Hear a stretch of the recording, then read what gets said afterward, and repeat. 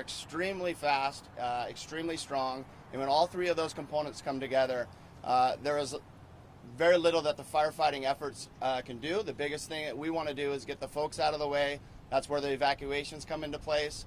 And so that's unfortunately what we had in the situation here on the coastal fire. It was really those fields being as dry as they were, the strong winds, and the alignment on the topography is what created the devastation.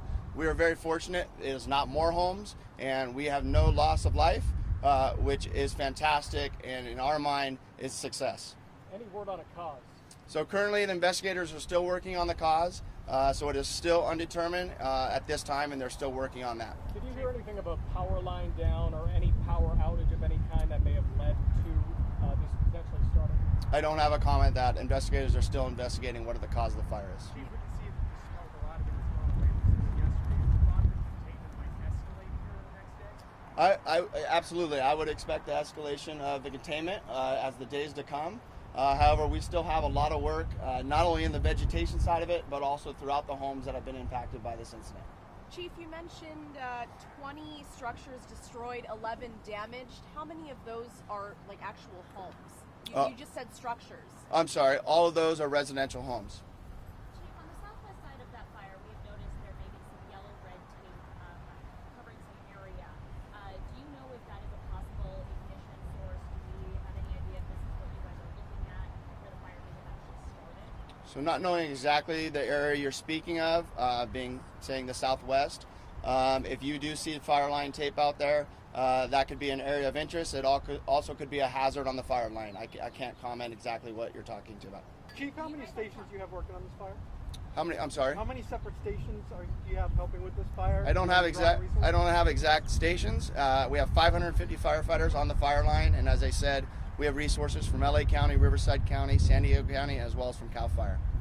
CAL FIRE came in and helped with a lot of air resources last night, yesterday afternoon and last night. Could you have used more?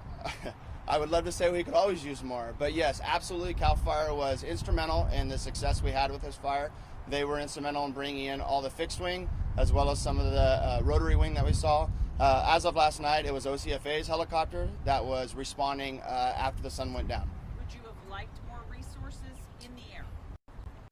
Gosh, we would always love to have more resources, so yes.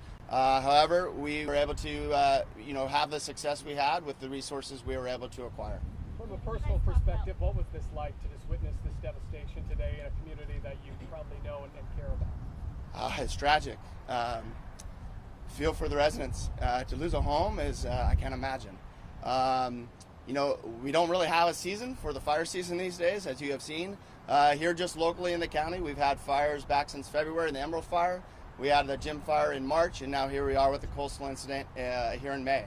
So the fuels unfortunately are extremely dry, and Mother Nature, when the winds blow like they do, like I said, most importantly is we get the residents out of the way and make sure that no one gets hurt or tragically lose their life. Chief, can you talk a little bit more specifically? You said it's going to be a busy night ahead for the fellas. Can you talk specifically about what they'll be doing in some of those neighborhoods? Yeah, absolutely. So today's, we work 24 hours, so we have firefighters on the line 24 hours out there, what we call mopping up. So they are making sure that any hot spots down, especially like in the brush area, have been mitigated, and we're either using hand tools or we're putting water on the fire to cool those embers. More importantly, up in the residential areas where we did have the damaged and destroyed homes, they are continuing to monitor and suppress all the fire within those homes, because our priority is to get those neighborhoods repopulated. But until those the structures are addressed, we can't bring the residents, any residents, back into that area. And I imagine some of those structures, by the looks of it, possibly could collapse, right? They've been threatened. Absolutely. That's always in consideration with our firefighters, and that's number one priority for us is the firefighter safety. So we have to be diligent about those structures that are already compromised. Chief, any reassessment of the landscaping around homes up in that area? Trees may have been too close to these structures. It could have acted as a ladder, getting flames up into the reeds, things like that. That's always a concern, but I don't have a comment on that. That is something definitely we will address after, very similar to what we did in the 93 fire at Laguna Beach, what we did with the Emerald Bay community. Do you have a recommendation, Chief, for people who have older homes? These houses were built prior to the new standards in 2007. And Chief Fennessy indicated as he stood there last night, he was seeing the fire start from the top and burning down into the roofs, into the eaves, into the attics. Any recommendation for people with homes knowing that this situation is not going to get any better as the months march on?